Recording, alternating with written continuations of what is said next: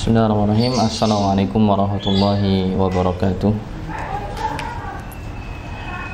Alhamdulillahi hamdan katsiran thayyiban mubarakan fi kama yuhibbu rabbuna wa yarda. Wa asyhadu an la ilaha illallah wahdahu la syarika lah. Wa asyhadu anna Muhammadan abduhu wa rasuluhu la nabiyya wa la rasula ba'dah. Allahumma 'allimna ma yanfa'una wanfa'na bima 'allamtana wa zidna ilman ya rabbal alamin.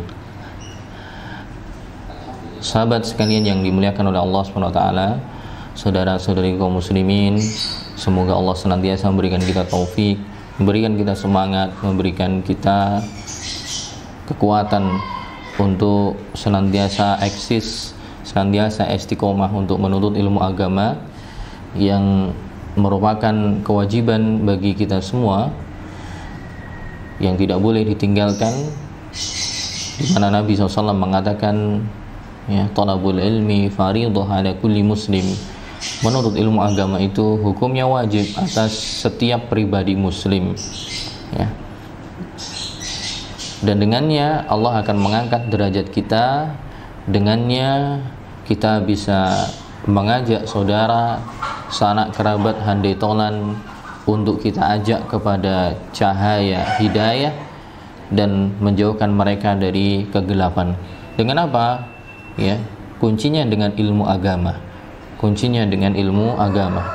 Jika kita malas untuk belajar ilmu agama, maka sungguh kebaikan jauh dari kita semua. Kawan-kawan sekalian yang dimuliakan oleh Allah SWT, masih bersama kita satu kitab ringkas, ya, At-Tadarruj fi Thalabil Ilmi, bertahap dalam menuntut ilmu agama, oleh Syekh Faras Khalil hafizahullah ta'ala, yang mana di pertemuan yang telah lalu kita membahas bahwa para ulama, ya, para ulama sangat menekankan sekali bagi para penuntut ilmu yang ingin sukses, ya, benar-benar penuntut ilmu yang sesungguhnya, tidak lupa untuk mengingatkan 3 perkara sebagaimana Syekh Muhammad bin Shalih Al-Utsaimin, Syekh Bakar Abu Zaid rahimahumullah dan yang lainnya mengatakan bahwa wajib bagi penuntut ilmu yang sungguh-sungguh, ya, sungguh-sungguh menuntut ilmu, wajib bagi mereka untuk pertama menghafal, ya, menghafal setiap matan ringkas atau bentuk ringkas dari setiap disiplin ilmu. Kemudian setelah dihafal, perkara yang kedua adalah dikoreksikan, ya, dobet, ya, dikoreksikan kepada guru yang kompeten, digali maknanya, ya, paling tidak diketahui syarah penjelasannya secara global. Itu yang kedua, dikuasai, dipahami. Kemudian yang ketiga, tidak menyibukkan diri terlebih dahulu dengan buku-buku yang sudah mutawwalat atau buku-buku yang kitab-kitab mutawwalat atau yang sudah panjang lebar, sudah terlalu detail. Nah, ini belum kita bahas. Tapi yang dibahas adalah yang penjelasannya ringkas-ringkas dulu, yang global-global dulu. Nah, itu tata cara untuk melalui tangga pemula. Kalau sudah tangga pemula sudah diinjak, maka baru kelak akan naik ke tangga yang lebih, ya, yang lebih luas atau level yang selanjutnya.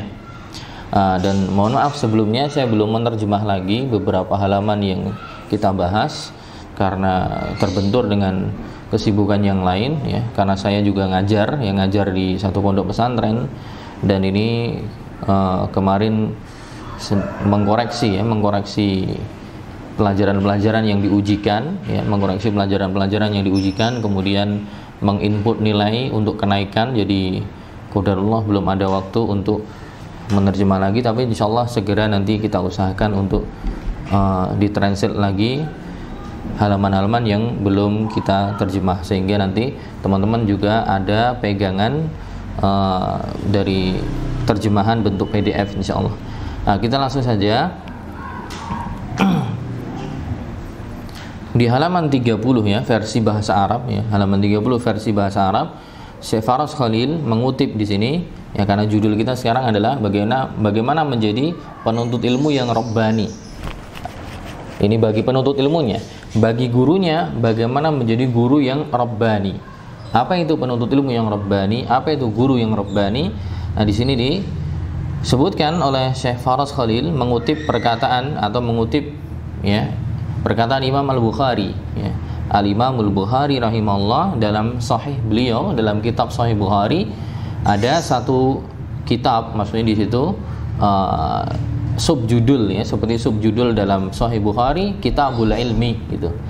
Namanya Kitabul Ilmi.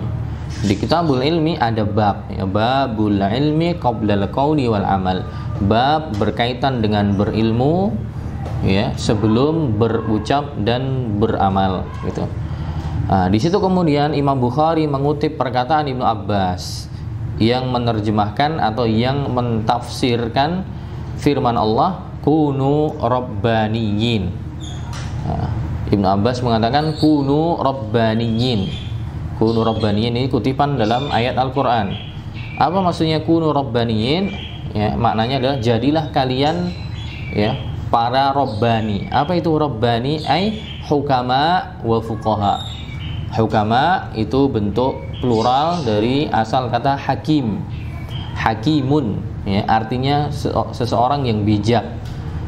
Fuqaha, ya, jamak dari faqih, ya, artinya orang yang faqih, yafqahu itu bisa artinya paham, ya. Bisa artinya paham, orang yang paham atau yang paham dengan detail. Maksudnya jadilah engkau rabbani, yaitu orang-orang yang bijak dan orang-orang yang paham. Bijak dan paham. Nah, lebih detailnya lagi dikatakan wa yuqalu ar-rabbani alladhi yurabbin nas bi sigharil ilmi qabla kibarihi. Ya. Kemudian dikatakan didefinisikan lagi bahwa rabbani, ya, rabbani itu adalah yang mendidik manusia, yang mengajari manusia dengan ilmu yang kecil sebelum ilmu yang besar. Mengajari manusia dengan ilmu-ilmu yang kecil sebelum ilmu yang besar, ya. Maksudnya ya mengajari dasar-dasar dulu sebelum berpindah ke level tinggi gitu. Jadi benar-benar si pengajar ini dia paham porsi, sebagaimana si pembelajar juga dia paham porsi dirinya. Dia belajar dulu yang kecil dulu, yang level rendah dulu, baru kemudian yang besar. Nah, ini nanti ke depan juga yang kita baca sebenarnya satu makna saja, cuman di sini Syekh Faras mengutip beberapa perkataan ulama yang sejatinya maknanya senada, maknanya sama. Penekanan bahwa belajar yang kecil dulu kepada yang besar, ya. Mempelajari ilmu-ilmu yang dasar dulu kepada tingkat lanjutan. Jadi dikatakan ar-rabbani alladzi yurabbin nas. Rabbani itu adalah orang yang membimbing, mendidik manusia dengan ilmu-ilmu yang kecil, yaitu yang dasar-dasar dulu sebelum beranjak ke ilmu-ilmu yang besar. Sebagaimana Imam Ibnul Qayyim rahimahullahu taala dalam kitab beliau Miftahu Daris Sa'adah, ya, kunci menuju, ya, negeri kebahagiaan, ya, buku beliau Miftahu Daris Sa'adah, kunci, ya, kunci negeri kebahagiaan, maksudnya kunci untuk menuju surga. Nah, di situ Ibnul Qayyim mengutip, ya, atau beliau mengatakan tanbihun li ahli ilmi ala tarbiyatil ummah kama yurabbil walid waladahu. Ya. Penekanan, ya, tanbih, peringatan, penekanan bagi para ahlul ilmi, para ulama, ya, para ustadz, para dai, para kiai, ala tarbiyatil ummah, untuk mendidik umat, kama yurabbil walid waladahu. Hendaknya para kiai, para ustadz, para ulama untuk mendidik umat sebagaimana ayah mendidik anaknya. Sebagaimana ayah mendidik anaknya. Bagaimana analoginya ini? Menganalogikan mendidik umat dengan seorang ayah yang mendidik anaknya. Ai fayurabbunahum bitadrij, yaitu mendidik mereka umat dengan bertahap, ya, berjenjang. Sebagaimana ayah didik anaknya berjenjang. Wattaraqi, berjenjang dan semakin naik, ya.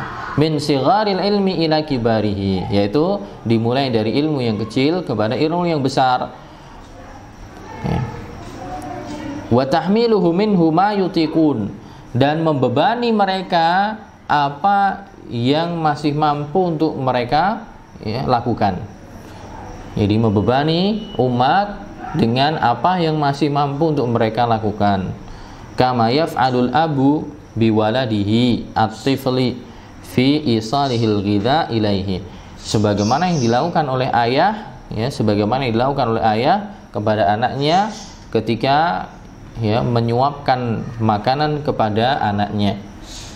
Ya, kita lihat bahwa seorang ayah itu atau orang tua dalam sisi pendidikan untuk anaknya atau dalam makanan untuk anaknya, ya kita tahu anak kecil pertama ya minum ASI, minum apa yang cairan, kemudian setelah mulai balita, kemudian mulai beranjak jadi bubur misalnya, kemudian setelahnya baru nasi dan seterusnya, baru level makanan-makanan berat yang lain baru diperbolehkan.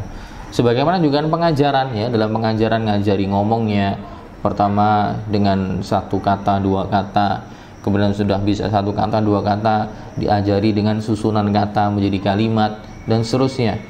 Ya, maksudnya adalah Ibnu Qayyim memberikan permisalan kepada kita semua, bagi para dai, bagi para ulama, bagi para ustadz dan pengajar, untuk mengajarkan kepada manusia ilmu-ilmu yang kecil dulu, ya, sebelum beranjak ke yang besar. Maksudnya gimana contohnya? Ya, sampelnya kembali ke masalah kemarin, ya, pembagian tadarruj, ya, pembagian tadarruj. Pembagian tadarruj adalah kemarin dibagi dua, ada bertahap dari sisi jika mempelajari banyak disiplin ilmu, ya, bertahap dari sisi jika mempelajari berbagai disiplin ilmu. Kalau berbagai disiplin ilmu, maka yang dimulai yang pertama adalah ilmu tauhid dulu, akidah. Tauhid dulu, akidah dulu, baru kemudian tafsir, hadis atau fikih dan yang lain. Ada juga yang tadarus dari sisi satu disiplin ilmu saja. Itu nanti dilihat apa? Setiap buku-buku panduan di setiap disiplin ilmu, fikihnya sendiri, nanti hadisnya sendiri dan seterusnya. Nah, kita ngajarin umat yang didasarkan adalah pertama tentu ngajarin mereka perkara tauhid, perkara akidah misalnya. Kalau sudah mulai banyak kajian, baru kemudian nanti pindah ke kajian yang lainnya, seperti itu. Wa qala Badruddin Ibnu Jamaah. Badruddin Ibnu Jamaah rahimahullah mengatakan dalam kitab beliau Tadhkiratus Sami' wal Mutakallim. Beliau mengatakan, idza syaraha mahfuzatihi ay mukhtasarat. Jika seorang guru, ya, jika seorang guru sudah menjelaskan mahfuzat. Mahfuzat di sini yang dimaksudkan adalah matan-matan ringkas, ya, mukhtasarat. Jika seorang guru sudah menjelaskan matan-matan ringkas yang mukhtasarat kepada, ya, muridnya, wa dhabata ma fiha minal iskalat wal fawaid al muhimmat, dan telah menerangkan, ya, mengkoreksi dari iskalat. Ya, iskalat itu masalah-masalah yang didapati dalam satu disiplin ilmu itu, ya. Karena bisa jadi santri kan ketika baca buku ini ada yang nggak paham, iskal, namanya muskilah, ada masalah, ada iskal, ditanyakan kepada gurunya, gurunya sudah menjelaskan, oh ini maknanya gini, maknanya itu, dan sudah menjelaskan faedah-faedah penting yang ada dalam disiplin ilmu itu. Berarti ini apa? Sudah level awal dijelaskan, ya. Si guru sudah menjelaskan matan-matan ringkasnya, sudah menggamblangkan permasalahan-permasalahan yang sulit dipahami oleh santrinya, memberikan faedah-faedah yang penting berkaitan dengan ilmu itu. Intaqala ila bahfil mabsutat, baru kemudian berpindah ke pembahasan yang mabsut, ya, mabsutat. Mabsut itu yang terhampar, maksudnya adalah ilmu-ilmu yang sudah luas, gitu. Yang ringkas sudah selesai, baru lompat nanti ke yang luas. Ma'al mutala'ah ad-daimah, dengan disertai, ya, pembacaan yang konsisten. Wa ta'liqi ma yamurru bihi aw yasma'uhu minal fawaid an-nafisah, dengan memberikan komentar, ya, komentar dari setiap pembahasan yang dilalui atau yang didengar dengan faedah-faedah yang berharga, dengan faedah-faedah yang berharga, ya. Kemudian kutipan yang lain berkata Al-Imam Asy-Syatibi rahimahullahu taala, Al-Imam Asy-Syatibi rahimahullahu taala dalam kitab Al-Muwafaqat, dalam kitab beliau Al-Muwafaqat, beliau mengatakan, wa minhu an la yadhkura lil mubtadi' minal ilmi ma huwa hazzul muntahi. Beliau mengatakan salah satu, ya mungkin di sini maksudnya salah satu dari adab, ya. Salah satu dari adab guru adalah an la yadhkura, tidak menyebutkan lil mubtadi. Mubtadi di sini pemula, ya. Si guru tidak boleh menyebutkan kepada pemula, ya. Tidak boleh menyebutkan kepada pemula, penuntut ilmu pemula, minal ilmi, ya, ilmu yang apa?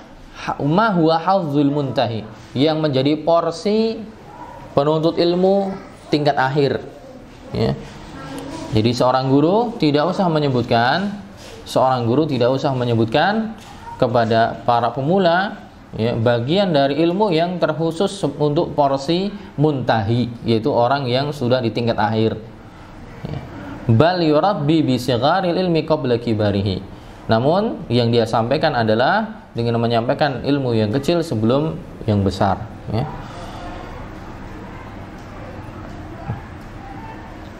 Namun kadang santri itu penasaran, ya. Kadang santri itu penasaran. Satu, penasaran, atau kedua, bisa saja sebagian dari mereka itu kadang pengen menunjukkan kepada teman yang lain bahwa dia sudah sampai level yang lebih dari itu, ya. Sebagaimana dulu, ya, ketika saya belajar bahasa Arab gitu. Ketika belajar bahasa Arab pernah, ya, kita di kelas baru belajar i'rab dasar gitu. Mubtada, khobar itu apa? Baru belajar mubtada, khobar. Ada santri yang mungkin mubtada, khobar udah selesai dia. Kemudian dia tanya tentang hal. Tanya tentang ada yang tanya tentang hal, atau tanya tentang misalnya dzaraf, ya, kata keterangan entah yang zaman atau dzaraf makan, ya, sama gurunya dikatakan, itu nanti, udah ini dulu gitu, itu nanti, itu semester depan misalnya gitu. Jadi seorang guru tidak usah jelaskan yang bingung dulu, yang susah dulu. Porsinya ini sekarang seperti ini, itu yang dikuasai dulu. Itu dikuasai baru pindah ke yang lain, ya. Tapi terkadang itu, ya, ada santri biasanya kadang yang, atau ada teman-teman pembelajar yang mungkin dia merasa level ini sudah dia selesaikan, kemudian dia pengen tanya yang level yang lanjutan. Padahal gurunya masih menjelaskan yang ini, teman-temannya belum paham semua. Hendaknya di situ butuh kebijaksanaan guru, ya. Si guru mengatakan ini porsinya sekarang level kita ya ini yang level yang susah nanti. Soalnya ketika nanti yang susah dijelaskan, nanti bisa mengkaburkan pelajaran yang sekarang. Jadi harus benar-benar menyesuaikan dengan porsi atau level dari si santri atau muridnya. Kemudian dalam nasihat yang lain berkata Al-Imam Abul Hasan Al-Mawardi. Al-Imam Abul Hasan Al-Mawardi rahimahullah mengatakan dalam Adabud Dunya Waddin, ya. Kitab beliau Adabud Dunya Waddin, dikatakan wa'alam anna lil awam awail tuaddi ila awakhiriha. Ketahuilah bahwa untuk orang awam itu ada awail, yaitu permulaan-permulaan yang dengan mempelajari ilmu pemula tadi tuaddi ila awakhiriha, akan mengantarkan dia kepada level akhirnya. Bahwa untuk orang awam ada pemulanya, ada tingkat pemulanya yang jika dikuasai akan mengantarkan dia kepada level akhirnya. Wa madakhil tufdi ila haqaiqiha, dan bagi orang awam ada madakhil.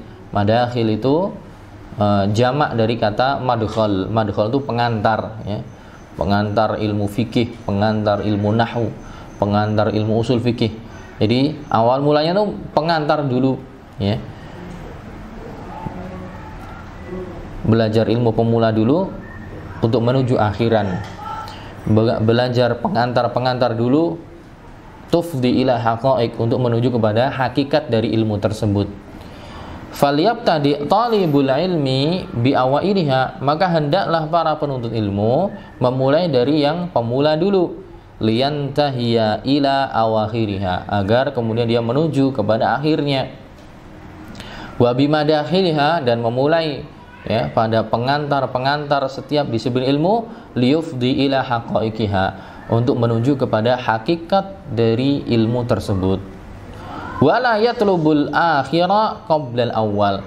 Tidak boleh baginya mempelajari ilmu tingkat akhir sebelum dia melangkai tingkat awal. Walal haqiqah qabla al-madkhal. Juga tidak boleh dia langsung mengambil makna hakikat setiap ilmu sedangkan pengantarnya dia belum ambil. Fala yudrikul akhir wala ya'riful haqiqah. Kalau seperti tadi dilalui dia ngambil level akhir dulu sebelum awal, dia ngambil hakikat dulu sebelum pengantar, la yudrikul akhirah, maka dia tidak akan mengetahui dan menguasai level akhir, wala ya'riful haqiqah, dan dia tidak akan mengenal dan memahami level yang hakikah. Ya.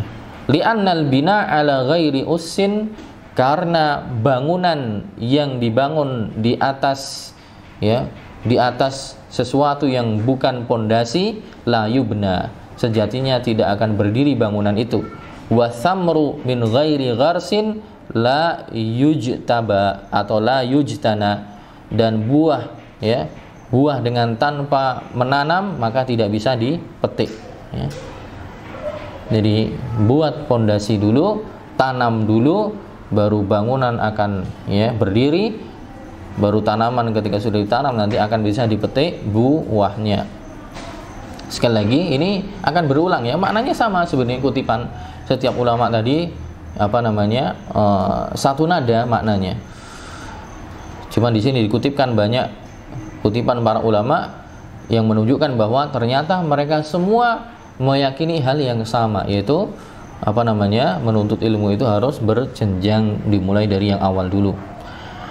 Berkata Tajuddin As-Subki dalam kitab Mu'idun An-Ni'ami wa Mubidun Naqami, Tajuddin As-Subki rahimahullah mengatakan al-mithalu tsamin wal arba'un, contoh yang ke-48, ya, yaitu mengenai al-mudarris, mengenai seorang guru. Apa kewajiban guru? Haqqun 'alaihi an yuhsina ilqa ad-dars. Wajib bagi dia, bagi guru, untuk apa? Untuk memperbagus bagaimana menyampaikan pelajaran.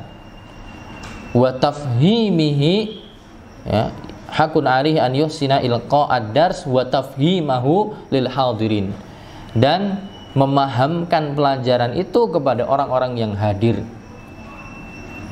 Jadi kewajiban seorang guru itu menyampaikan pelajaran dengan baik dan, ya, memberikan pemahaman kepada muridnya,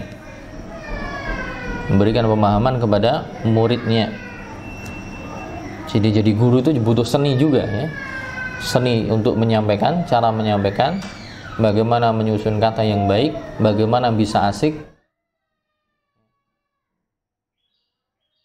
menarik oleh muridnya, tapi tidak mengesampingkan tujuannya, yaitu menjadikan mereka paham, gitu.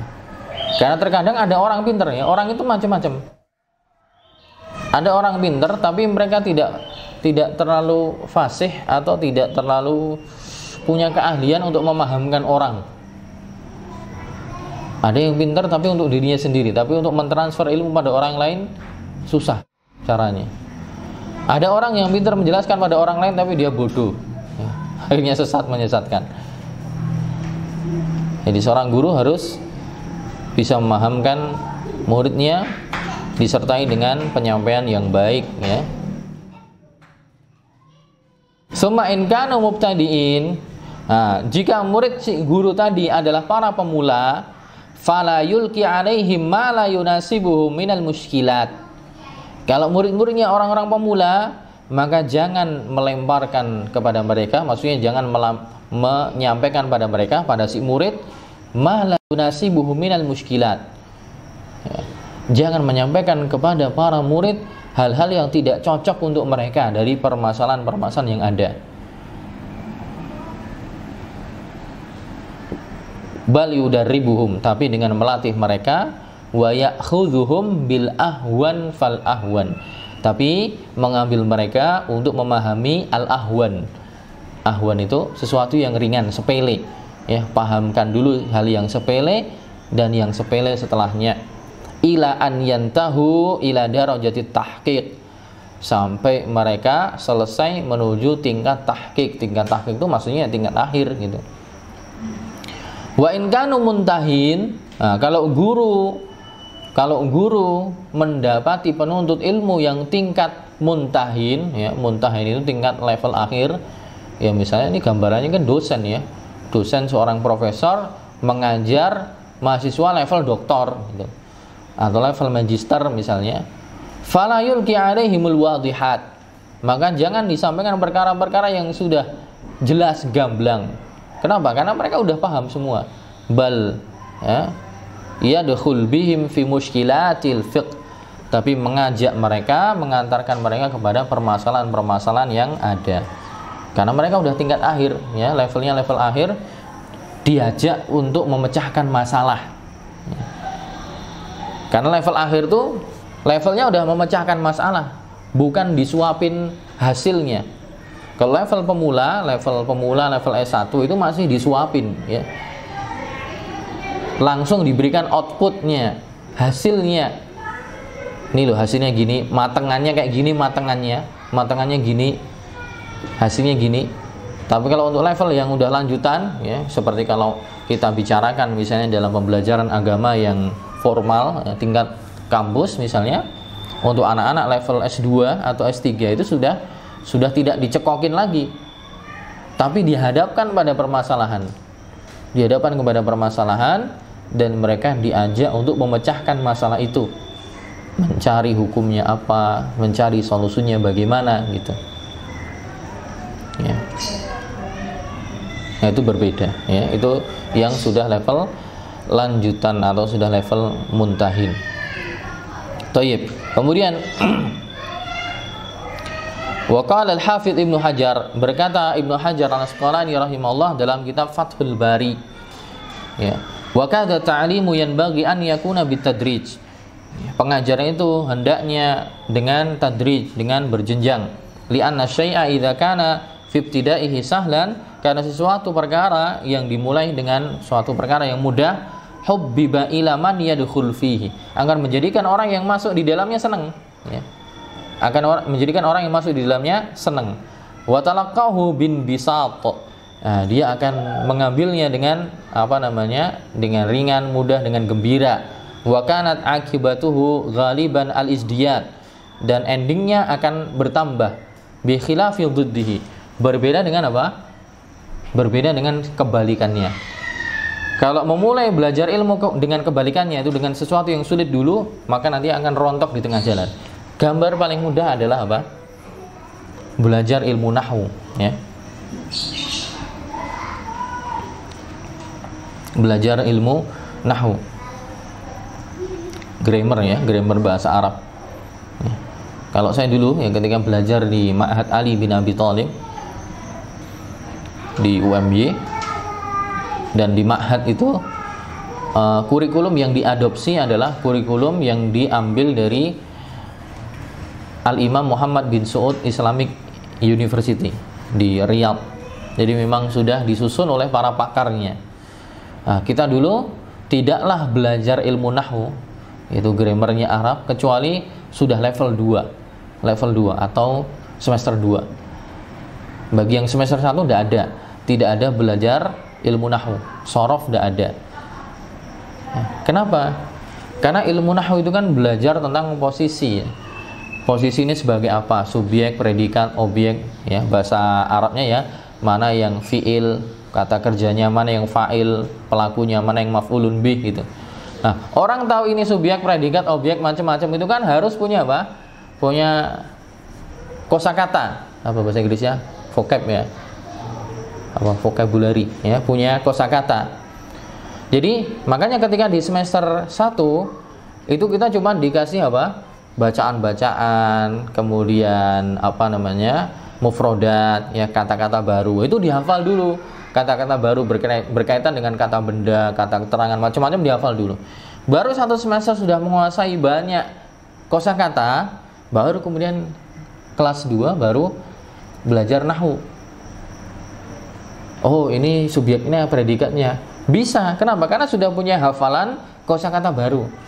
Nah, sebagian beberapa yang saya temui di pembelajar atau pembukaan majelis-majelis belajar bahasa Arab, itu banyak ustadz-ustadz yang mengajarkan langsung langsung belajar grammar bahasa Arab, belajar nahwu. Sedangkan yang ikut belajar kosakata bahasa Arab aja enggak tahu. Apa bahasa Arabnya rumah itu enggak tahu. Apa bahasa Arabnya musola itu apa? Bahasa Arabnya motor itu apa? Nah, ketika langsung terjun ke ini fa'ilnya, ini fi'ilnya, pusing langsungan. Akhirnya kemudian rontok di tengah jalan. Ya, rontok di tengah jalan. Banyak yang seperti itu. Kenapa? Karena masuknya langsung susah. Harusnya apa? Harusnya awal-awal itu belajar tentang penambahan kosakata dulu. Nggak usah dijelaskan posisinya ini apa. Baca-bacaan bahasa Arab yang mudah-mudah, diartikan ini artinya apa, misalnya maknanya apa. Baru ketika sudah punya penguasaan kosakata yang lumayan, baru nanti masuk level menjelaskan, oh ini posisinya sebagai maf'ulun bih, ini posisinya sebagai maf'ul mutlak, ini posisinya dan seterusnya. Karena sudah punya bekal kosakata. Tapi banyak yang lain yang tiba-tiba orang ini tidak pernah serta-merta baca bahasa Arab, kosakata bahasa Arab dia belum punya, tiba-tiba langsung menjelaskan ini yang subjeknya apa, yang predikatnya apa. Jadi dia mikirnya dua kali. Mikir subjeknya yang mana plus mikir maknanya apa ini kosakatanya ini. Misalnya dzahaba Muhammadun ila suqi. Dzahaba Muhammadun ila suqi. Yang sudah tahu dzahaba itu fi'il gitu misalnya. Tapi yang belum tahu sama sekali mikirnya dua kali. Mikir arti dzahaba itu apa plus mikir dzahaba itu posisinya sebagai apa. Jadi dua kali. Nah, itu permisalan saja, wallahu alam bisawab. Sementara sampai ini dulu. Monggo ada pertanyaan atau tidak.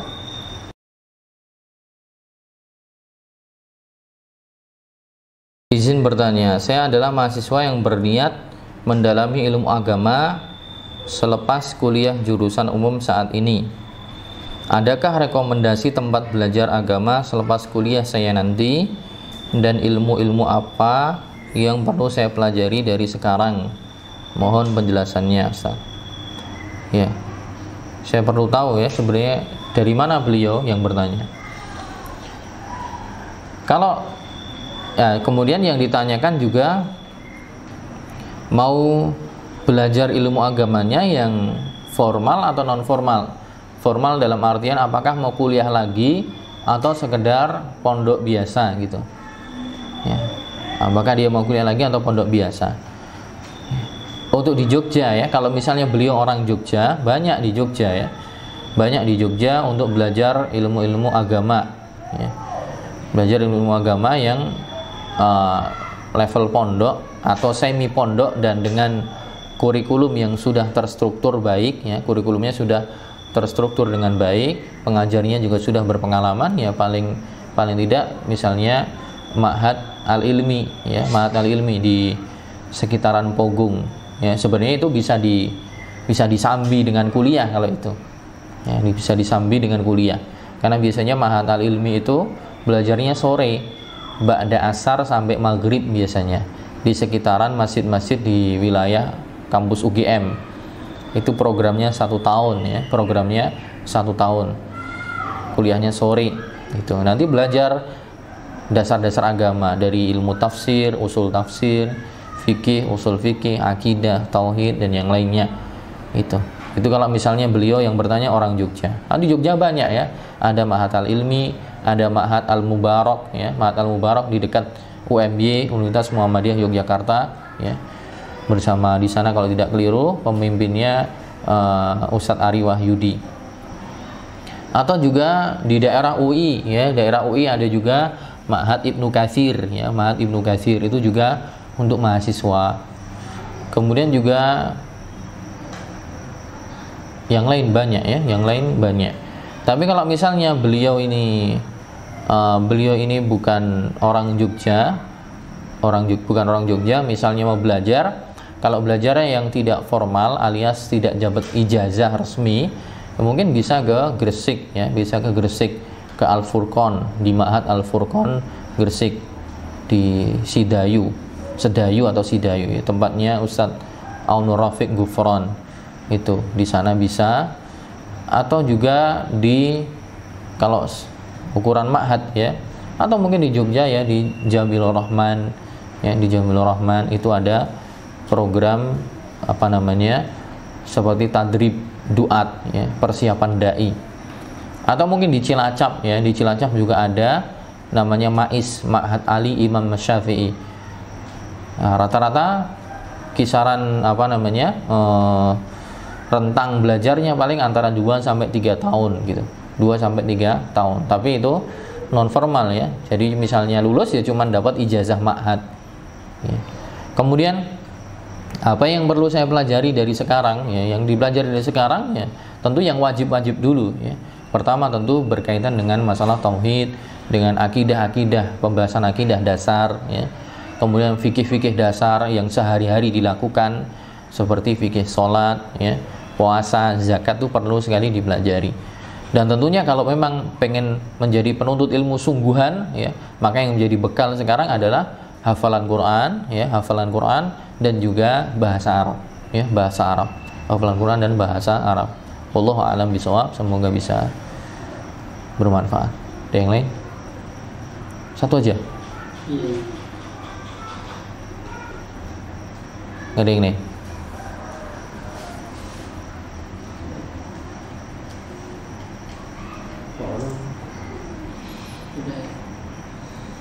Udah. Ya, kalau misalnya tidak ada yang lain ya, kita cukupkan sekian.